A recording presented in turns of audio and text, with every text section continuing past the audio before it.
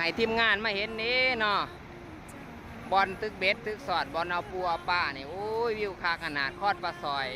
บอลเพิ่นเอาปลาหลายๆเห็นเนาะมือนี้เพิ่นมาสะดวกเพิ่นเฮ็ดขวาใหม่เพิ่นแปลงใหม่เบิดอ่ะยึกเบ็ดแถวนี่ตึกเบ็ดแถวนี่เนาะกูจ้องสร้างโอเนาะเสียลำเนาะ